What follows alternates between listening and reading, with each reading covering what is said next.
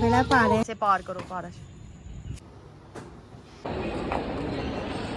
You know what, बदलते मौसम के साथ साथ कुछ खुशी के मौके भी होते हैं जो कि हमारा और हम उनका बेसब्री से इंतज़ार कर रहे होते हैं। तो बस जी दिल खोल कर उनका हमने इस्तकबाल करना है, क्योंकि खुशियाँ जो है ना वो अल्लाह सुब्हान ताला की तरफ से ब्लेसिंग्स हैं, और उन खुशियों पे शुक्र अदा करके उनको अच्छे तरीके से दिल खोल कर इंजॉय करना सीखें, ताकि आपकी खुशियों में, आपकी रहमतों में, आपकी नेमतों में और इजाफा हो। और उस टाइम पे अपने घर को, अपने घर वालों की ज़िंदगियों को और साथ ही साथ अपनी ज़ात के लिए भी ढेरों खुशियाँ समेट सकें और बिखेर सकें। So let's get started.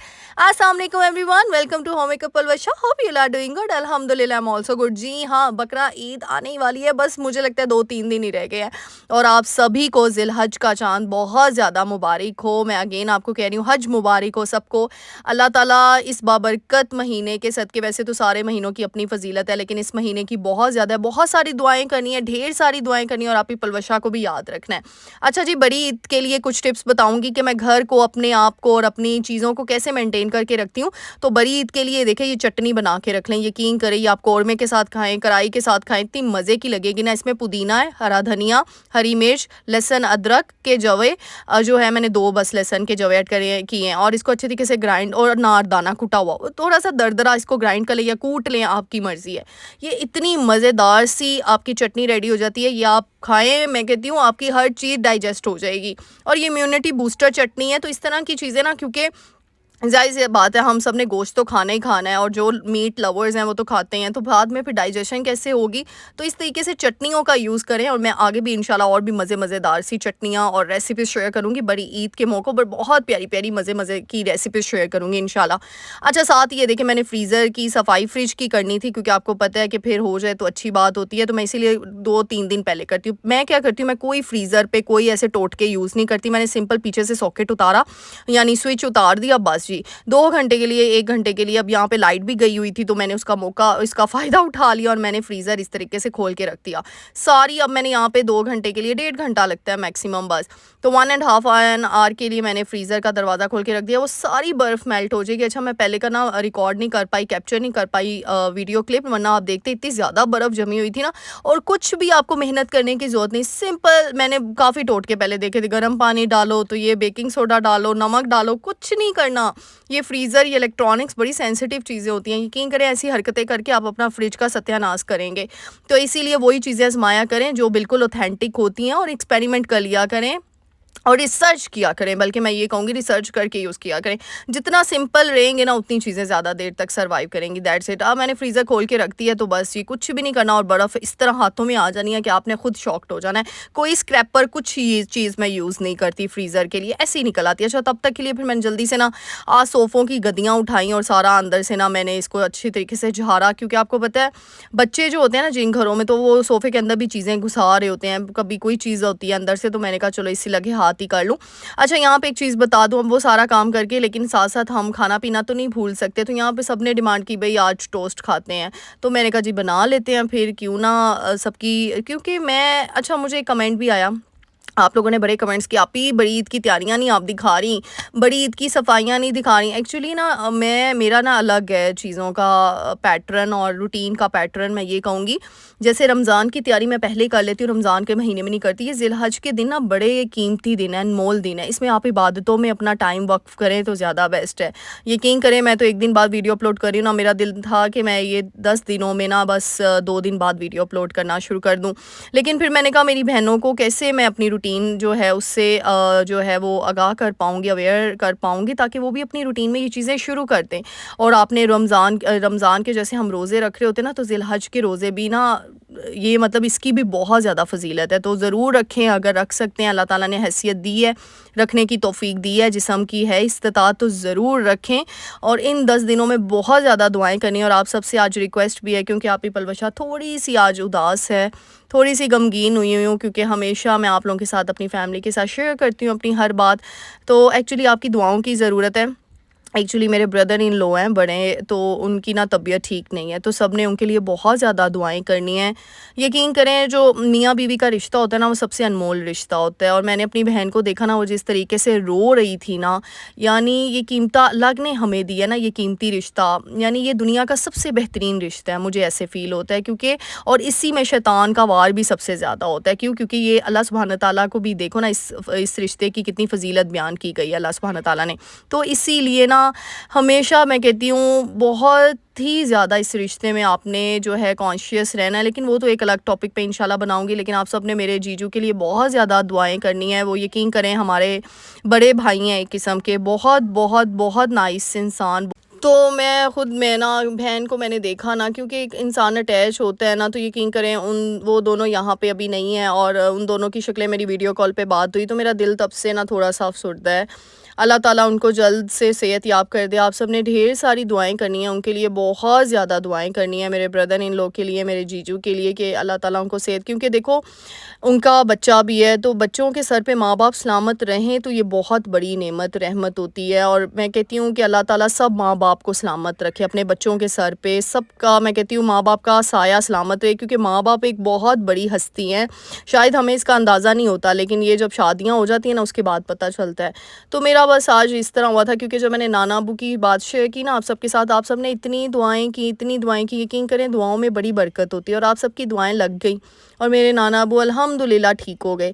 इसी तरीके से आज आपने मेरे जीजू के लिए ढेर सारी दुआएं करनी है, और बस दुआ करनी है। और साथ ही साथ आपने जो है ना, मतलब मैं कहती हूँ सारे बच्चों को देख के एक ही दुआ निकलती है, अल्लाह ताला उनके सर पे माँ बाप का साया सलामत रखे। इसी तरीके से जो मेरा भांजा या भतीजा जो लगता है, मुझे इसका नहीं एग्जैक्ट है, बहन के बेटे को क्या बोलते हैं आप लोग बताइएगा मुझे, तो उसके सर पे उसके माँ बाप का साया हमेशा सलामत रहे। हमेशा ये दुआ दिया करें बच्चों को देखकर, बहुत ज़्यादा ज़रूरी है।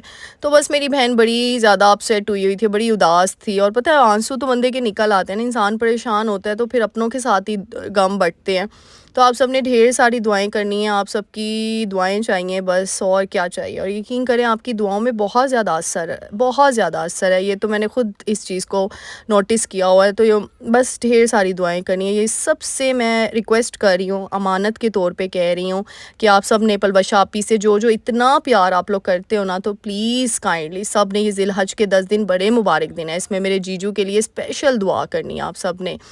और बहुत बहुत शुक्रिया सबके प्यार का, सपोर्ट का, इतनी दुआओं का, इतनी अप्रिसिएशन का। तो बस thank you so much to all of you. मेरे पास वर्ड्स नहीं है, मतलब मैं स्पीचलेस हो जाती हूँ आप लोगों की दुआओं के आगे, आप लोगों की बातों के आगे, आप लोगों के कमेंट्स के आगे। बहुत बहुत शुक्रिया। तो मेरा दिल भी नहीं कर रहा वीडियो रिकॉर्ड करने को, क्योंकि वो अभी मेरी बहन से मेरी बात हुई, और उसको इस तरीके से देख कर ना मेरा दिल अजीब अजीब सा ही हो गया है, बहुत ज़्यादा। तो बट एनी हाउ, बहन भाई भी बड़े अनमोल है, जैसे माँ बाप का रिश्ता, मियाँ बीवी का, इस तरह बहन भाइयों का रिश्ता भी बड़ा अनमोल होता है। और बस वर्ड्स नहीं है मेरे पास, मैं नहीं अपने बहन भाइयों को इस तरीके से देख सकती हूँ कि आंखों में आंसू मेरे से बर्दाश्त नहीं होते। मैं बड़ी स्ट्रॉन्ग हूँ, लेकिन इस मामले में बड़ी वीक हूँ, बहुत ज़्यादा वीक हूँ, कि मैं अपनी फैमिली का दुख नहीं बर्दाश्त कर सकती, चाहे वो जिसका जो मेरे दिल के बहुत करीब हो। बट एनी हो, आप सबकी दुआओं से, आप सबकी बातों से मैं मोटिवेट होती हूँ, और वीडियो बनाने को दिल करता है। अच्छा, यहाँ पे मैं बता दूँ, फ्रीज़र की मैंने फ्रिज की इस तरीके से सफाई कर दी। अच्छा, मैंने वॉश नहीं किया इसको, इस तरीके से मैंने पहले बर्फ़ मेल्ट हो गई थी, तो फिर मैंने इसके सारे रैक्स वगैरह जो जालियाँ हैं वो धो ली एक तरफ से, और बस इस तरीके से इसको ड्राई होने के लिए थोड़ा रखा मैंने। इस तरह कॉटन का कपड़ा, कोई भी आपका पुराना दुपट्टा जो पड़ा है ना, जो हम डिस्कार्ड कर देते हैं, तो इस तरह दुपट्टे भी यूज़ कर लें, उसको अच्छे से धो के साफ़ करके रख लें, वो फ्रीज़र की सफाई के लिए रख लें, चीज़ों को ड्राई करके रख लें, इससे भी आपकी बड़ी आसानी हो जाती है। और इस तरीके से ना आपको डिफरेंट कपड़े यूज़ नहीं करने पड़ते, वो दुपट्टे होते भी अच्छे स्टफ़ के हैं, बड़े बड़े होते हैं, तो इसे फ्रीज़र काफ़ी अच्छे से साफ़ आप कर लेते हो। उसके बाद ये देखिए आइस क्यूब ऑर्गेनाइज़र मैं आप लोगों को दिखा रही है, देखिए ये मुझे मिला था, मुझे बहुत अच्छा लगा, कन्वीनियंट है हम सब के लिए, क्योंकि जाहिर सी बात है फ्रीज़र में इतनी जगह होती है, एक ही फ्रिज है हमारे घर में, 2 तो होने नहीं है, तो फ्रीज़र जिनके या फ्रिज एक ही है, तो उनके लिए ये चीज़ है कि 3-4 आइस क्यूब्स, क्योंकि गर्मी है, गर्मियों में चीज़ें भी स्टोर करनी है और क्यूब्स भी चाहिए हमें, तो ये एक आइस क्यूब की जगह में ना 3-4 आइस क्यूब्स आपकी मैनेज हो जाती है। क्योंकि जैसे ही बर्फ़ जमती है मैं उसको नीचे वाले मतलब उसमें जो वो उसका बॉक्स बना है उसमें गिरा देती हूँ, और फिर अगेन, और इतने प्यारी प्यारी क्यूब्स की फॉर्म होती है ना इसकी, तो ये बड़ी मज़े की मुझे लगी। मैंने कहा ये ले लेती हूँ। फिर साथ ही मेरा फ्रीज़र और फ्रिज ड्राई हो गया था, क्योंकि मैंने कॉटन के कपड़े से फ़ौरन ड्राई कर लिया, मैंने छोड़ा नहीं, क्योंकि आगे वो 1.5 घंटा मैंने फ्रिज को बंद रखा है, तो मैं अब और इंतज़ार नहीं कर सकती थी। तो इन दुपट्टों का ये फ़ायदा होता है। साथ ही फिर जितने मेरे ये टोकरियाँ वगैरह थी, ऑर्गेनाइजर्स थे, जिसमें मैं डब्बों में ये क्या कहते हैं इसको, टमाटर और हरी मिर्चें रखती हूँ, तो इसको भी साथ ही मैंने वॉश कर लिया। फिर सारी चीज़ें, ये है ना कि चाहे छोटी ईद हो, बड़ी ईद हो, या कोई भी त्यौहार आता है, फ्रिज की क्लीनिंग तो सबसे इंपॉर्टेंस रखती है ना, सबसे ज़्यादा। वैसे मैंने बाकी घर की इतनी डीप क्लीनिंग नहीं की, क्योंकि मैंने आपको बताया ये हज के दिन थे, 10 दिन बड़े बरकत और फजीलत वाले दिन होते हैं। इससे पहले मैं सारी कर चुकी हूँ, और मैं अपनी पुरानी वीडियोज़ में शेयर भी कर चुकी हूँ, तो घर इतना गंदा नहीं था। तो बस ये 2 काम थे, सिर्फ एक फ्रिज का काम था और एक सोफ़ों का काम था। वो भी उस दिन मोहम्मद ने ना हाथ में चीज़ें पकड़ी हुई थी, मोहम्मद बेटा ने, तो वो उसने ना बीच में कुछ ना गिरा दी थी, तो मैंने कहा चलो इसी तरीके से उसकी सफाई हो जाएगी। अब एक तरफ मैंने ड्राई हरी मिर्चें, जो हरी मिर्चें सूख नहीं जाती, तो मैंने उसी ऑर्गेनाइज़र के अंदर एक छोटा सा बॉक्स रखा है, वो सारी उसमें रखती हैं, क्योंकि क्या होता है वो फिर जो दूसरी ख़राब होती है ना, वो दूसरों को भी लाल करना शुरू कर देती हैं। तो मुझे लाल मिर्चें भी चाहिए थी, मैंने इनका भी पेस्ट बनाना था। एक तरफ मैंने सारे टमाटर इसमें रख दिए और लीमू रख दिया। अच्छा, एक है कि अगर आप टमाटर स्टोर करना चाहें, वैसे तो मैं फ्रीज़ कर लेती हूँ पेस्ट बना के, नहीं तो इसके ऊपर मैंने एक हैक देखा था कि आप ना टेप लगा दो ना, तो उससे भी इसकी जो होती है ना, ये बेस होती है टमाटर की, उसके ऊपर टेप लगा दो तो काफ़ी अरसा चलते हैं। और बाकी ये चले थे। एक दफ़ा मैंने लास्ट ईयर ट्राई किया था, लास्ट ईयर की वीडियो मैंने ना शेयर की थी आप लोगों के साथ उसमें। और ये मेरे पास एक बास्केट सी पड़ी थी, इसमें मैंने खीरे वगैरह, अदरक वगैरह, मैंने कहा ये आनी है वेजिज़ आनी है, बंद गोभी गाजरें इसमें रख दूँगी, क्योंकि इतनी ज़्यादा हम सब्जियाँ ले आते हैं ना। फिर वो मेरा आजकल क्या इशू हो रहा है, मेरे फ्रिज में ना पानी बड़ा आ रहा है पीछे से, और वो नीचे वाला जो राइट साइड वाला रैक नहीं है नीचे वाला, उसमें पानी आ जाता है, और उसकी वजह से मेरी सब्जियां ना गीली हो जाती थी। अब मैंने यही सोल्यूशन निकाला है कि इसको मैं जब तक दिखाती हूँ ना, तब तक मैं इस तरीके से ना बास्केट्स में ही सारी सब्जियां रखती हूँ। वो राइट वाला यूज़ नहीं करूँगी, और लेफ्ट साइड पे मैं अपने सारे फ्रूट्स रख दिया करूँगी रैक में। ये पता नहीं पानी क्यों आ रहा है, इवन कि मैंने इतना पीछे करके नहीं रखा, आगे करके रखा हुआ है। तो फ्रिज को शायद मैंने दिखाना है, क्योंकि फ्रिज के अंदर से भी पानी निकल के आ रहा है, और नीचे किचन मेरा गीला हो रहा है, तो फिर इस वजह से उस टाइम के लिए जुगाड़ करना था, तो मैंने कर लिया। अच्छा, साथ ही साथ ये देखिए, आज मैं आपको बताऊंगी कि एक पौधे से आपने मल्टी प्लांट्स कैसे क्रिएट करने, यानी इतने ज़्यादा प्लांट पौधे कैसे बनाने। ये मेरा एलोवेरा का पौधा था, ये बहुत ज़्यादा बड़ा हो गया था माशाल्लाह से, बहुत ज़्यादा वो जॉइंट ह्यूज हो गया था। तो मैंने क्या किया, और ये ग्रीन कलर, ये रेड कलर का हो रहा था, यानी ख़राब हो रहा था। मुझे लग रहा था इसको ना हवा नहीं मिल रही ना, इतनी तो इसकी वो बंचेज आ गई थी। तो मैंने क्या किया, वो बाल्टी के अंदर था, मैंने बाल्टी तुरवाई और वो कटवाई, और इस तरीके से ना कटवा कर फिर मैंने इसको ना अलग अलग करवा दिया। मैंने कहा भाई ये कर दें आप लोग, इसको अलग अलग कर दें, क्योंकि फिर क्या करते हैं एलोवेरा के ना डिफरेंट, मैं ना एक एक बंच को ना सेपरेट सेपरेट कर देती हूँ, ताकि एलोवेरा वो ग्रीन वाला तो हो, क्योंकि ग्रीन वाला नहीं हो रहा था, क्योंकि इतना वो उसमें मतलब मुझे लग रहा है उसको सांस लेना है बेचारे को, पौधों को भी सांस ज़रूरी है हवा चाहिए होती है, और वो इतना भर चुका था ना, तो फिर मैंने इसलिए इसके ना ब्रांचेस कर दिए। अच्छा, ये बात मुझे भी नहीं पता थी, मैंने यूट्यूब पे सर्च करके ये देखा, फिर मुझे पता चली, मैंने कहा ठीक है ये ट्राई करते हैं, और माशाल्लाह से ये हो गया, ये ठीक हो गया काम। अब ये देखिए, इस तरीके से मैं इसको अलग करवा रही हूँ, एक एक बंच को मैं सेपरेट करवा रही हूँ। यही होता है ना कि आप देखो, जितने भी आपके बड़े बड़े काम होते हैं, अगर आप वही वक्त पे रह कर सारे कर लेना, तो यकीन करें इससे आपकी बड़ी आसानी हो जाती है। और जिनको घर बनाने का शौक़ होता है ना, घर में चीज़ें ऐड करने का शौक़ होता है, और मैंने तो प्लांटिंग सारी आपको DIY सिखाई हुई है। आप लोग पूछते हो आप अलवशा आपी कैसे की, मैंने तो बाल्टियों के अंदर, टोकरियों के अंदर, आज मैं आपको वो ठूटियाँ नहीं होती जिसमें हम खीर खा रहे होते हैं, मैं उसके अंदर भी आपको प्लांटिंग करके बताऊंगी कि कैसे करनी है। यानी मुझे जो भी चीज़ मिलती है ना, फीडर जो मोहम्मद बेटा का पुराना फीडर था, मैंने उसके अंदर भी वो देखा है, गैराज में रखा है, मैं अब उसको पेंट करूंगी फीडर को तो बस ऐसे जुगाड़ तरीके आपको होम मेकअप अलवशा के चैनल पे मिलने और कहीं पे नहीं मिलने। तो ये देखे जी, ये देखे इस तरीके से, ये मेरे पास बाल्टियाँ पड़ी हुई थी, ये देखिए, आपको जो अच्छा लग रहा है ना आप वो करें, किसी की ना देखा करें। आप बाल्टियाँ बुरी लग रही हैं या ये नहीं लग रही, ठीक है ना, उसको पेंट कर लें या उसको देख लें, जो है आपकी चादर में रहकर आप जितना कर सकते हैं उसको करें। खूबसूरती, नेचर तो आगे खूबसूरती है, बस नेचर को तो देख लो तो खूबसूरती है। और देखिए, मैंने एलोवेरा का डिफरेंट कर दिए, इससे मेरे एक प्लांट से इतने प्लांट्स भी क्रिएट हो गए। और इंशाल्लाह ये मैंने बाल्टियों को करवाना है पेंट, लेकिन अभी बस टाइम नहीं हो रहा ना, टाइम मैनेज नहीं हो रहा, फिर ये करवाऊँगी, क्योंकि ज़ाहिर सी बात है आपने जो भी काम करवाना है, चाहे खुद नहीं करना, लेकिन अंडर योर सुपरविजन ही होता है, क्योंकि आपका वहाँ रहना और आपका वहाँ पे गाइड करना बहुत ज़्यादा ज़रूरी होता है, क्योंकि जिससे आप काम करवा रहे हो उसको तो नहीं पता कैसे करना है कैसे नहीं। फिर मैंने इनमें पानी या इन पौधों को पानी दिया, और इस तरीके से इनको मैंने किया। और ये देखिए, मैं आपको कही थी ना ठूटी है, ये ठूटी कहते हैं ना इसको, कुछ और तो नहीं कहते। अच्छा, ये देखिए, इस तरीके से मैंने इसके अंदर मिट्टी डाली है। आप लोग पूछे थे ना बजरी और मिट्टी आपने पलोशापी अपनी छत पर इतनी क्यों रखी हुई, इसीलिए की हुई है क्योंकि मैंने प्लांटिंग करनी है ना, मैंने काफ़ी प्लांट्स लगाने हैं। और ये देखें माशाल्लाह से देखें, और ये मगरिब का टाइम हो रहा था और आसमान को देखें आप, कितना खूबसूरत लग रहा है। और अल्लाह ताला की ना, मैं कहती हूँ गूज़बम्प कंडीशन हो जाते हैं अल्लाह ताला की कुदरत देख कर के। और मैं जब ऊपर छत पे नमाज़ पढ़ रही होती हूँ ना, तो मेरा दिल तो बड़ा मतलब होता है, ऐसे खुश होती हूँ ना मैं अंदर से कि हमें खुले आसमान के नीचे अपना ही मज़ा है इबादत करने का और हर चीज़ करने का।